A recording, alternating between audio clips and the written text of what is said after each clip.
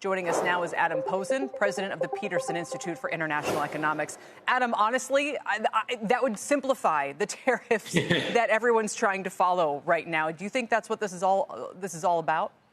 Well, Kelly, thanks for having me back. I don't think it's in pursuit of simplification, but that's the direction. I think there are two big things driving the potential for across-the-board tariffs. First, that gets serious revenues, at least for several years, for the budget negotiations. And if they do ad hoc tariffs by the president instead of across-the-board tariffs by legislation, you can't count it as revenues. The second reason is I think all these announcements, to the degree it's a strategy, is trying to set us up, markets and foreign governments as well as American citizens, to accept a across-the-board 10 or 15% tariff is not that bad compared to 25% on this and threat of 30% on that.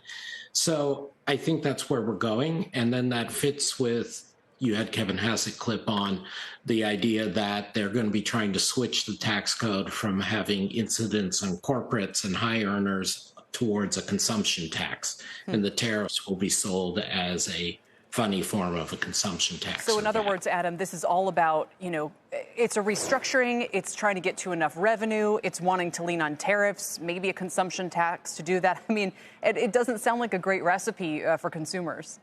No, I don't think it is. I mean, just to be clear, if eventually we have a consumption tax, we can argue whether it's good or bad, and there are plenty of countries in Europe, for example, that have high value-added taxes, consumption taxes. It's not the end of the world.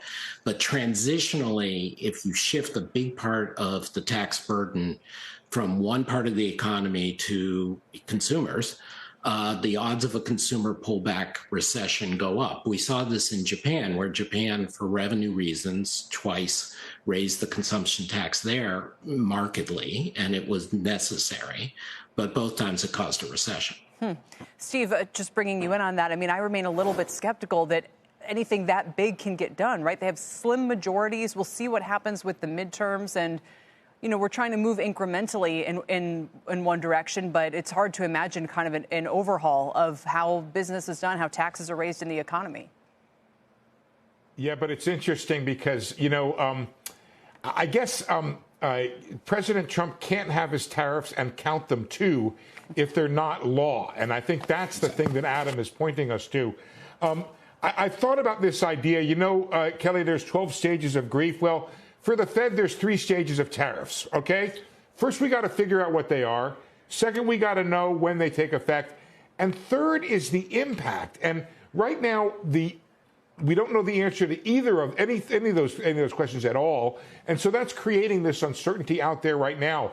Once they do take effect, there's an interesting interim period here that I'm focused on, which is, imagine all of a sudden a factory in Canada becomes uneconomic because of the new tariffs.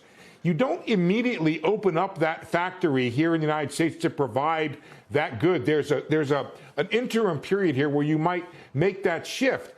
And I think any economist will tell you, Kelly, that the idling of productive capacity is what creates recession.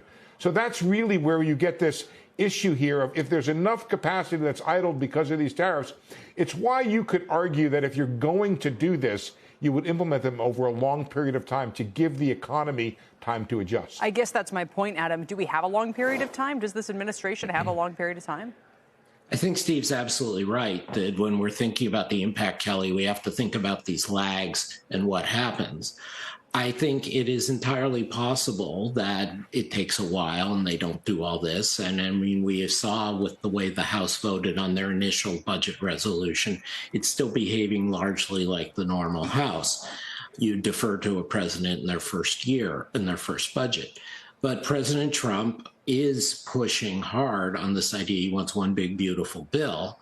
And if Kevin Hassett wants to talk about the whole package and they don't have across-the-board tariffs for revenue, then they have to kill Medicaid. And if they don't kill Medicaid and don't do tariffs, then they either are not going to pass their legislation or they're admitting the deficits are going to go up to 3% of GDP, which they don't want.